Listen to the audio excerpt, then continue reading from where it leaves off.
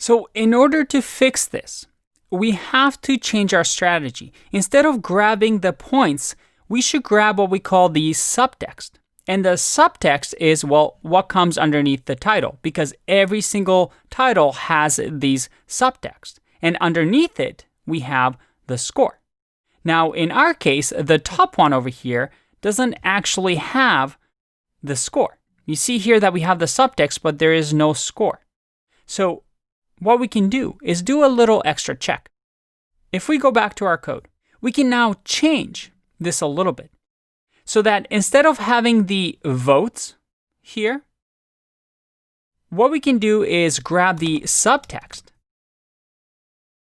And this is going to be the subtext class that we're going to grab to make sure that all links are going to have the subtext. So let's select subtext. And in here, we're going to change our strategy to say that, hey, the votes that I want, or in our case, the vote, because we're looping through here, is going to equal the subtext at the place that we're looping through.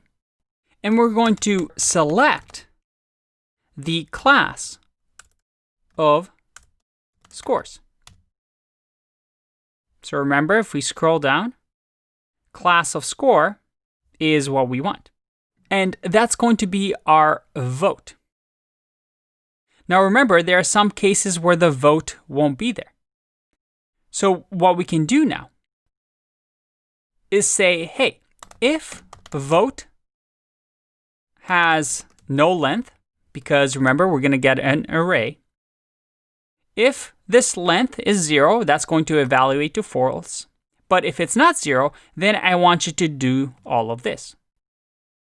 So now, our vote, instead of doing index here, we can just say vote, get text, and replace the points. But it's only going to run if the vote list exists. So let's test this out. I'm going to run. Oh, and we have to change our parameters from votes here to subtext. So let's do that. Let's say subtext, subtext. If I save and run this again, we get list object has no attribute get text because, again, we get an array here, so we have to grab the first element in the array. Remember, because we're grabbing the subtext. So if I run this again, all right, it looks like we finally have our points and no errors. That's awesome. So you see here, when you're web scraping, you're testing out your assumptions and maybe you make some mistakes, so you want to adjust and fix them based on what the website does. Now in here, the last thing I want to do is to actually add the vote into our Hacker News append here. So let's remove the print here. And I'm going to add the votes as the points that we get here. Let's make this a little smaller just so you can see. Perfect. So we have this Hacker News append. So let's test it out. Now, before I show you, I want to show you something when it comes to enumerate. Why did we use enumerate? Well, it's because in here, we have two lists, the links and the subtext. And we're only enumerating over the links list. And subtext, well, is not being enumerated. So what happens here is we need the index so that we can access this subtext within our loop. Because otherwise, well, if we didn't enumerate, there's no way to grab both links and subtext items. So for example, in here, my links can just be converted to item and item. But subtext will just have to use the index that we have here. Hopefully that makes sense. Now, let's print this and see what it looks like. I'm going to print, hit save, and let's run our script. Oh, and we have a little mistake here. We got to make sure that the curly brackets are outside.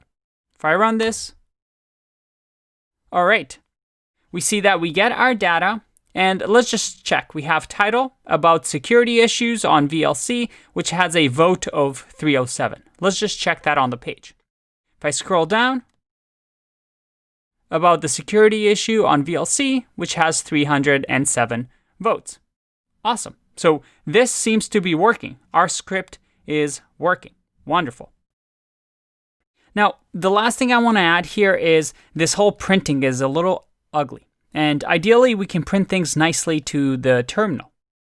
Well, we have a module, a built-in module that we can use in Python called PrettyPrint. And we can just import it like this, pprint. Now, check this out.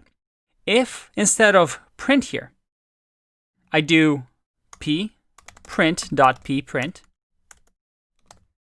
let's see if we notice a difference. All right, it's a little neater now. We have a little bit more spacing and, well, it's a lot cleaner than it was before. That's really nice. Now, the other thing is, as we mentioned, we only care about the votes that have over 100. So let's add another if statement here. Let's make this a little bit bigger. And within the points here, we'll just say if points